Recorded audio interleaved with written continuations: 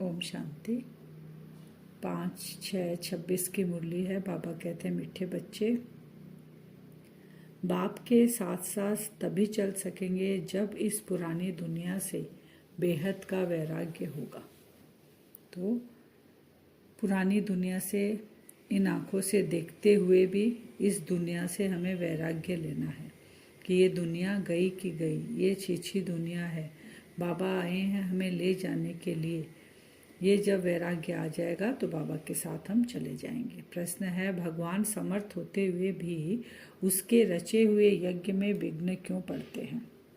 कहते हैं ना, भगवान तो सब कुछ कर सकते हैं, तो भगवान समर्थ होते हुए भी क्यों यज्ञ में विघ्न पड़ते हैं? क्योंकि रावण भगवान से भी तीखा है। जरूर जब उसका राज्य छीना जाएगा तो वह विघ्न डालेगा ही। शुरू से लेकर ड्रामा अनुसार इस यज्ञ में विघ्न पड़ते ही आए हैं, पड़ने ही है। हम पतित दुनिया से पावन दुनिया में ट्रांसफर हो रहे हैं, तो जरूर पतित मनुष्य विघ्न डालेंगे। बाबा करें, जिसके राज्य में 63 जन्म रहे हम, अब उसके राज्य से निकलकर हम बाबा के साथ प्रीत रख रहे हैं, तो वो बाबा कहते हैं रावण तो विघ्न डालेगा ही। जो पतित मनुष्य के रूप में वो रावण हमें विघ्न डालेगा। लेकिन भगवान सब कुछ कर सकता है।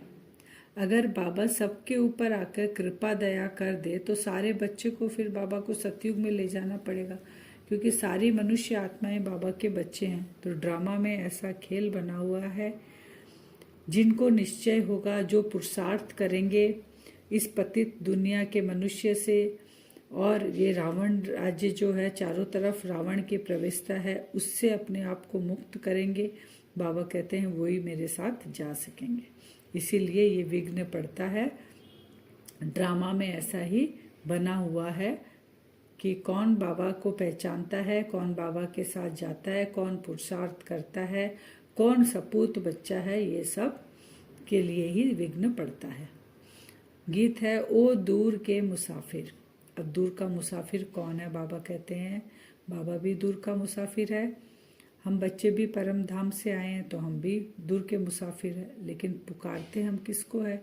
क्योंकि हम बच्चे तो यहाँ आ गए पाठ बजाने, अब यहाँ आकर अपने पिता को पुकारते हैं कि दूर के मुसाफिर अब आओ हमें बचाने। क्योंकि दुखी हो पड़े हैं ना। जब तक सुख में थे हम तब तक नहीं जानते थे। जब से दुख की प्रवेशता ज़्यादा होती जा रही है, रावण दिनों दिन बढ़ते जा रहा है, तब हम बाबा को पुकारते हैं। ओम शांति। मीठे मीठे रूहानी बच्चों ने गीत की लाइन सुनी। जैसे वेद शास्त्र आदि भक्ति मार्ग का रास्ता बताते हैं, वैसे गीत भी थोड़ा रास्ता बताते हैं। माने गीत भी रास्ता बताते हैं, माने क्लियरिटी नहीं है गीत में पूरा, जैसे भक्ति मार्ग में क्लियरिटी नहीं है। तो जैसे वेद शास्त्र जो थोड़ा सा रास्ता बताते हैं, वैसे गीत से भी थोड़ा सा रास्ता पता चलता है। वह तो कुछ समझते नहीं, शास्त्रों की कथाएं आदि सुनना वह जैसे है कनरस। अब बच्चे जानते हैं दूर देश का मुसाफिर किसको कहा जाता है।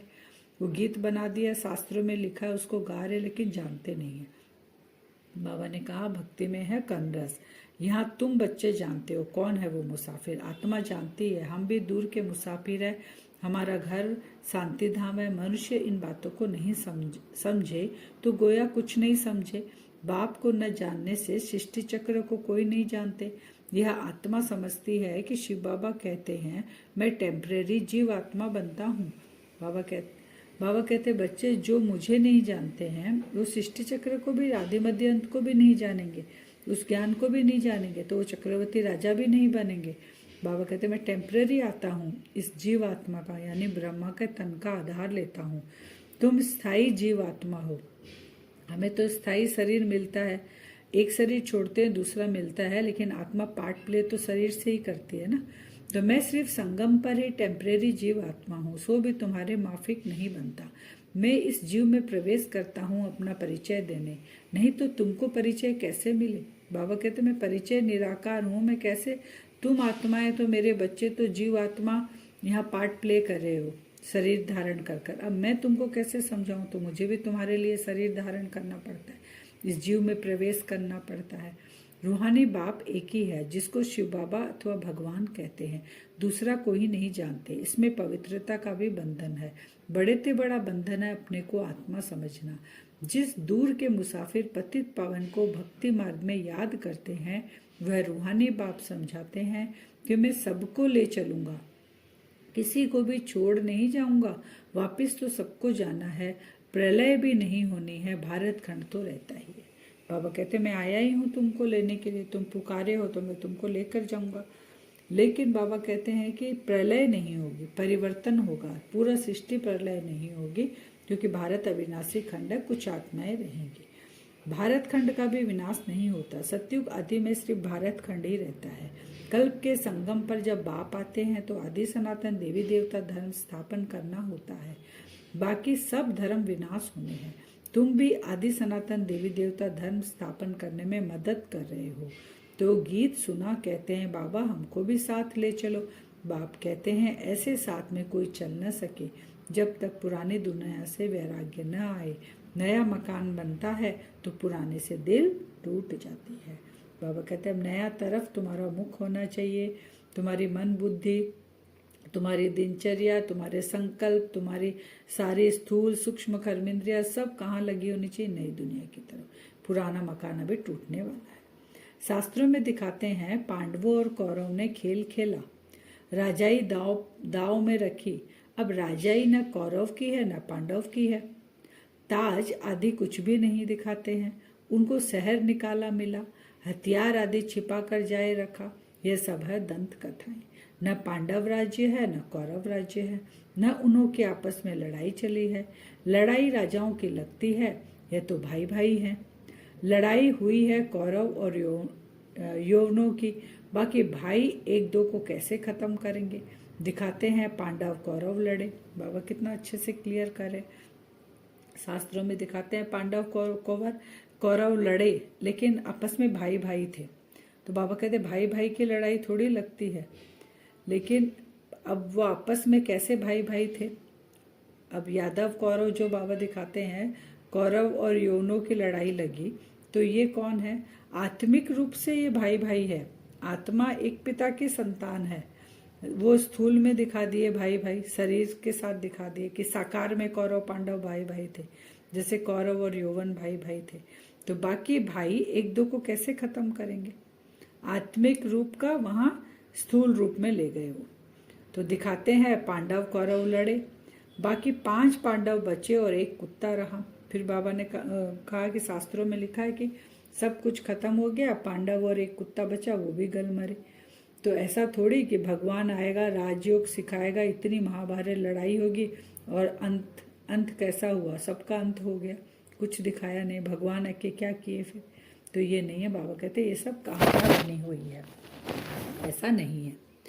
अभी तुम बच्चे जानते हो, बाप कल्प कल्प आकर एक धर्म की स्थापना करते हैं, बुलाते भी हैं, हे पतित पावन बाबा आओ, आकर पतित से पावन बनाओ। सतयुग में सूर्यवंशी राजधानी ही होती है।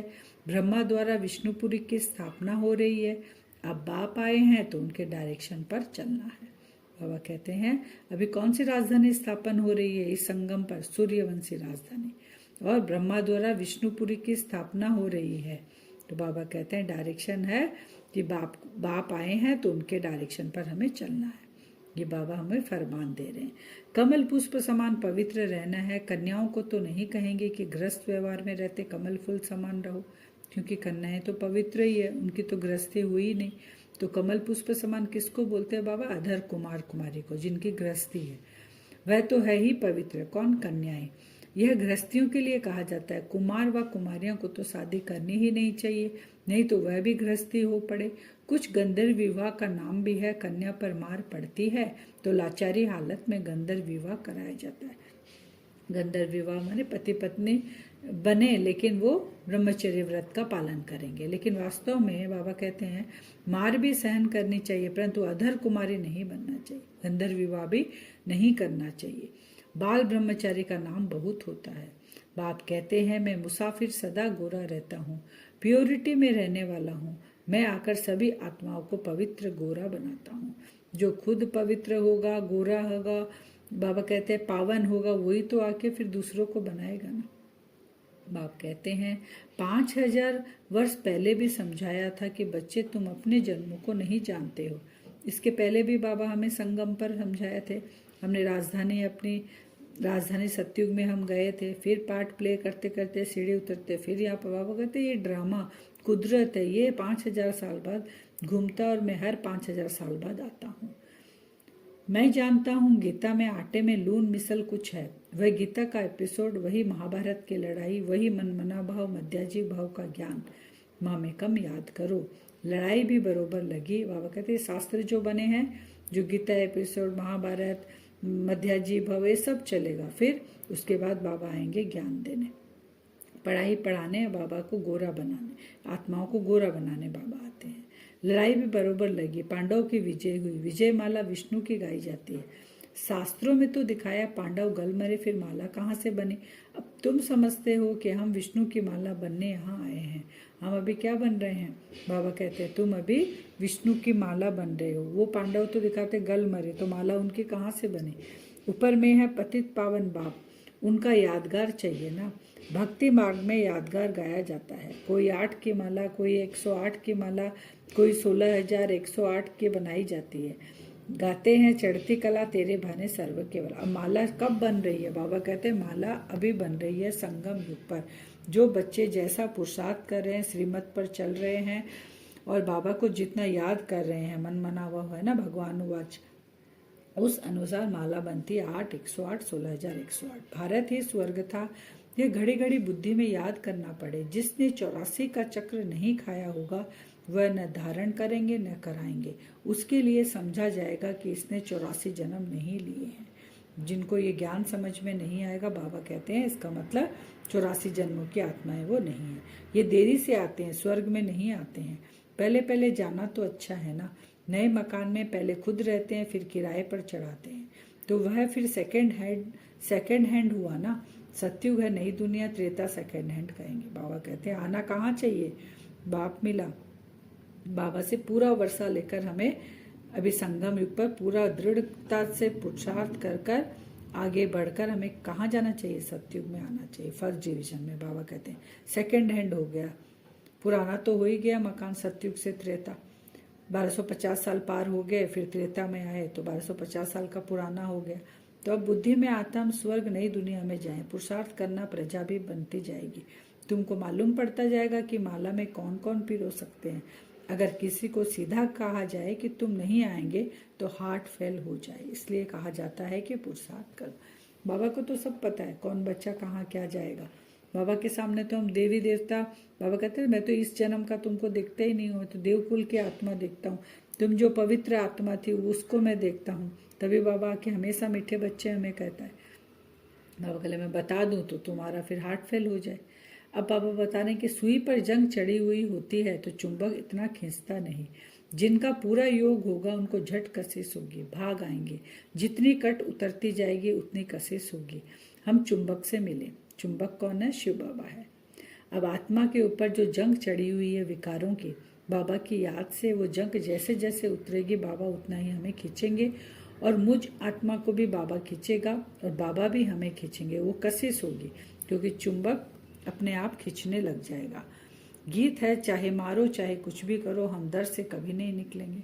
जब बाबा पे पूरा संपूर्ण समर्पण हो गया तो ये हमारे लिए गीत है, चाहे मारो चाहे कुछ भी करो हम नहीं हटेंगे। परंतु वह अवस्था तो पिछाड़े में होगी, कट निकली हुई होगी तो वह अवस्था होगी। बाप कहते हैं आत्माएं मनमना भाव, रहो भल अपने गृहस्थ व्यवहार में। ऐसे नहीं कि यहाँ भाग कर आए बैठ जाना है।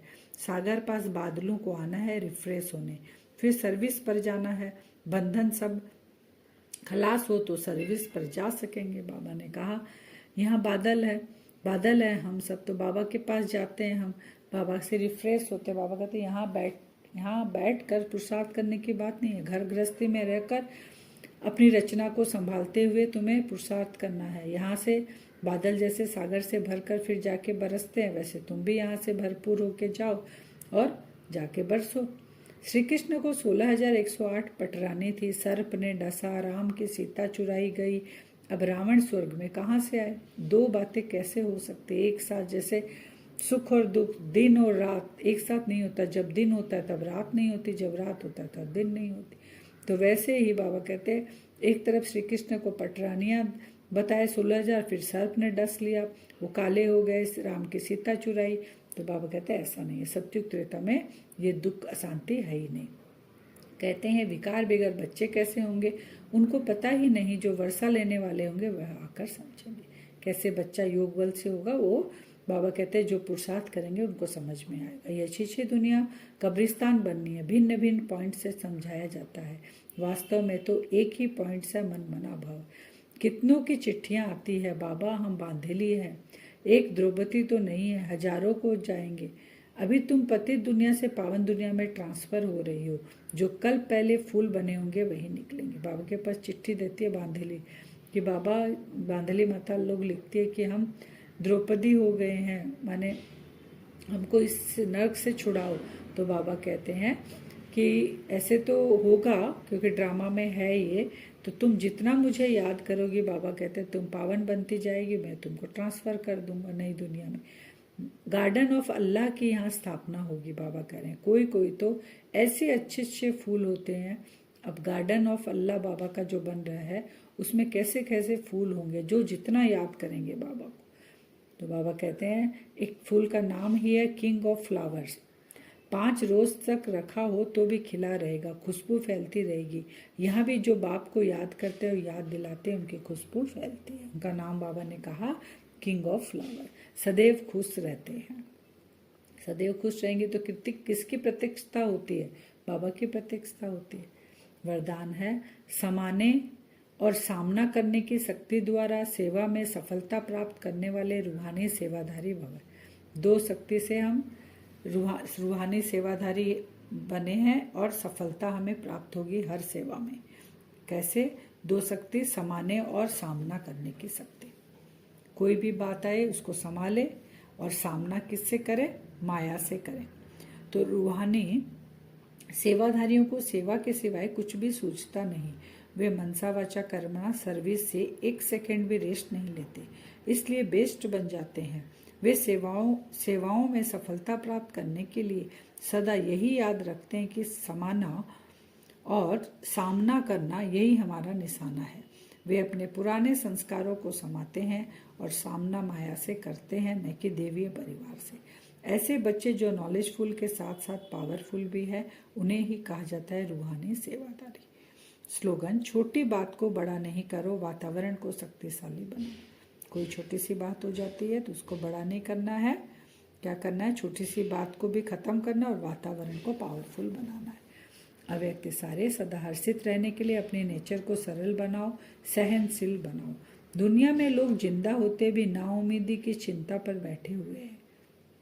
ऐसी आत्माओं को मर्जीवा बनाओ, नए जीवन का दान दो। अपने खुशनसीब हर्षित मुख चेहरे द्वारा उन्हें मानव जीवन में जीना सिखाओ। आपको देखकर उनमें हिम्मत, उमंग, उत्साह आ जाए। इसके लिए अपने नेचर को सरल बनाओ और सदा कमल समान स्थिति के आसन पर डबल लाइट स्थिति में स्थित रहो। कैसे रहना है? कमल समान स्थिति के आसन पर डबल लाइट और माइट स्थिति में हमें रहना है। सदा हर्षित रहना है। जो नाउम्मीद आत्माएं हो गई हैं, उनको ऐसी आत्माओं को मर्जीवा बनाओ कि पुराना जीवन से वो मरकर नया जीवन उनको मिले। वो खुश नसीब हर्षित मुख वो भी रहे। वरदान से योग करेंगे। अपने आप को देखें, भ्रकुटी सिंहासन पर मैं आत्मा चमक रही हूँ।